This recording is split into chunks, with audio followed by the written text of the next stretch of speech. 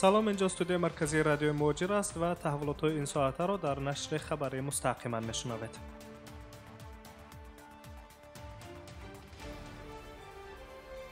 рӯзи якшанбе 11 октябри соли 2020 шаҳрвандони тоҷикистон президенти ояндаро барои 7 соли дигар интихоб мекунанд.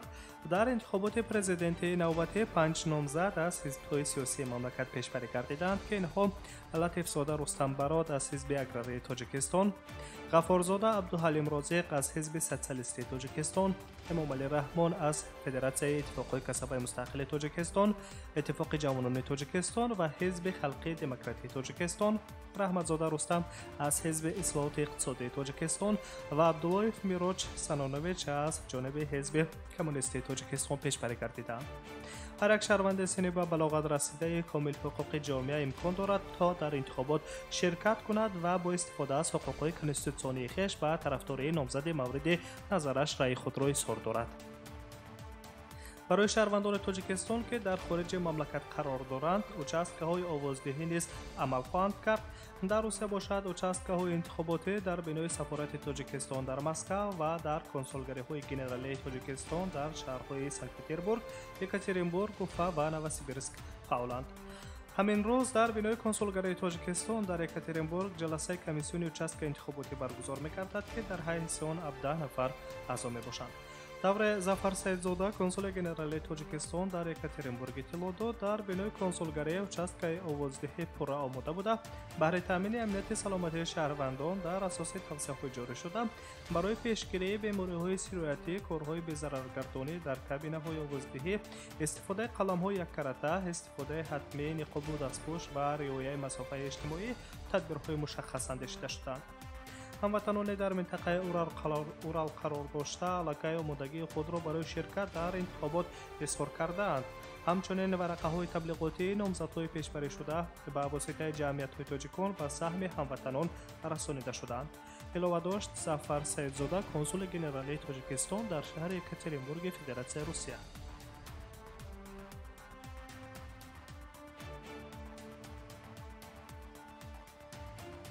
мавзӯи дигар ва хабарҳоро мустақиман идома медиҳем. вазорати корҳои хориҷии ҷумҳурӣ хабар медиҳад ки ҳайати тоҷикистон таҳти сарварии муовини вазири корҳои хориҷӣ Музаффар Ҳусейнзода дар чорабиниҳои рӯзҳои созмони паймони амнияти дастаҷамъӣ дар Москав ки ба 18-мин солгарди имзои оинномаи созмон бахшида шудааст ширкат варзиданд. дар мези мудаввари созмони амнияти дастаҷамъӣ раҳнамо барои рушди стратегӣ бо иштироки муовинони вазирони корҳои хориҷии кишварҳои узви ин созмон маълум шуд ки ҷаласаи шӯрои амнияти дастаҷамъии созмони паймони амнияти дастаҷамъии моҳи декабри соли 2020 дар назар аст. таҳвили раёсати созмони паймони амнияти дастаҷамъӣ ба Тоҷикистон соли 2021 дар назар аст. дар ин робита дар баромади худ дидгоҳи ҷониби Тоҷикистонро оид ба рушди минбаъди фаъолияти созмони амнияти аҳдномаи дастаҷамъӣ баён кард.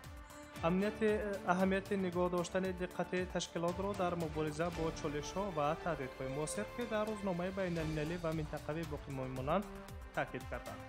кишвари мо самти афзалиятноки раёсати худро дар созмони паймони амнияти дастаҷамъӣ таҳия мекунад ки онро президенти Тоҷикистон муҳтарам Эмомалӣ Раҳмон дар ҷаласаи қарибулвуқӯи шӯрои амнияти дастаҷамъӣ муаррифӣ хоҳад кард, гуфтааст муовини вазири корҳои хориҷии Тоҷикистон Музаффар Ҳусейнзода. инчунин илова гардидааст ки Тоҷикистон кӯшиш ба харҷ хоҳад дод то ба ҳадафҳои созмон мусоидат намуда самаранохии фаъолияти онро таъмин кунад. пас аз он дар доираи чорабиниҳо дар Москав намоишгоҳи муштараки аксҳои посбонии сулҳ давлатҳои аъзои созмони паймони амнияти дастаҷамъӣ дар фаъолияти байналмилалии посори сулҳ ифтитоҳ гардиданд.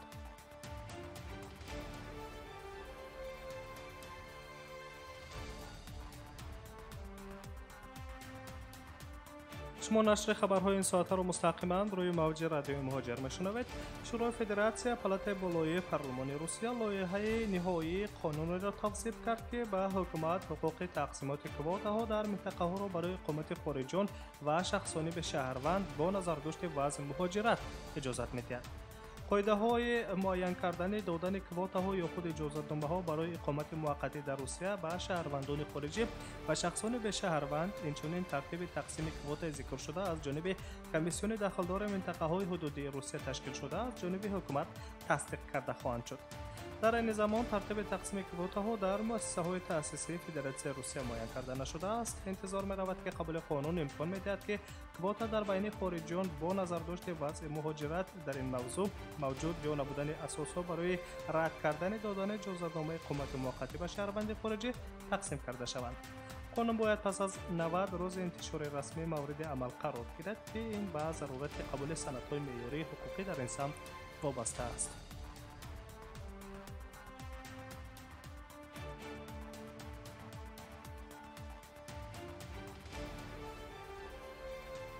در روسیه میمونه و خبرهای این ساعته رو مستقیما ادامه میدهیم. یک مهاجر از وقوع حالت ناخوش در داخل مترو مسکو پیشگیری کرد. در نوار کامراهای نظارتی داخل مترو دیده می شود که مرد به طرف دو جوان دختر نشسته در داخل قطار کارت میبرارد و با آنها صحبت درشت میکند.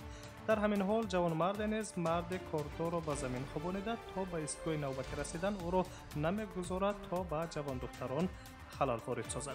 گفته می شود که حادثه در خط زرد مترو در میان ایستگاه‌های راسکاز و تا به ایستگاه خرشیفسکای رخ داده است.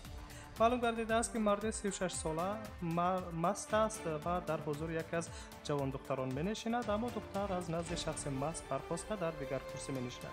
در همین حال مرد 36 ساله مست به نزد او آمده تهدید به رسانیدن ضرر به حیات و سلامتی را میکند و از جیبش کارت میبرد. یکی از مسافران با وضع به عمل آمده دخالت کرده نفر مست را باز می‌دارد که الکی در ایستگاه خرشیفسکای او را کارمندان پلیس انتظار بودند. سرایست وزارت کارهای داخلی روسیه در شهر مسکو خبر داد که نسبت بازداشت شده برای مستی در جایهای جمعیتی و به زبان آوردن الفاظ قبیح در نسبت جوان دختر پروتکل مأموری ترتیب دادند که او را برای این کردارش تا 15 شبانه روز حبس مأموری انتظار است.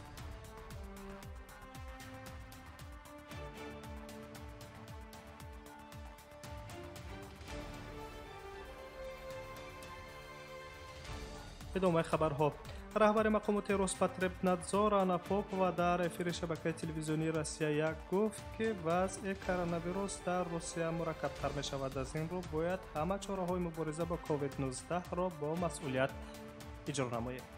پنجشنبه استراحت از آن سبب به عمل آمده است که حالا اکثر شهروندان از استراحت از کشورهای خارج با کرونا ویروس برگشتند، در حالی که در مؤسسه‌های تعلیمی وضع کووید 19 بد نشده است. اضافه نموده است سردکتر سانیتاری روسیه آنا پوپووا.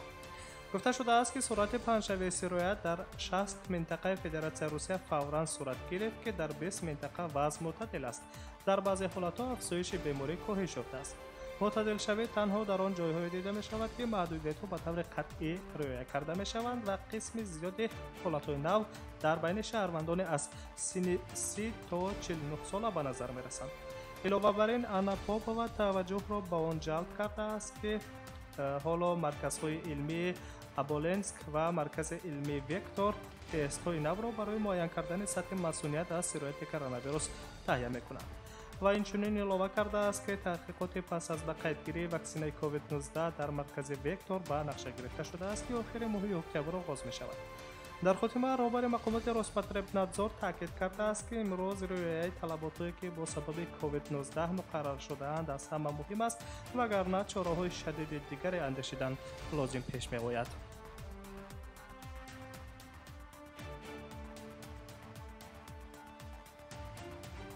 تحولات امروزه تاجیکستان و جهان را شما مستقیما روی موج رادیو مهاجر شنیدید. سلامت باشید و در ساعت‌های بعد انتظار خبرهای تازه بمانید.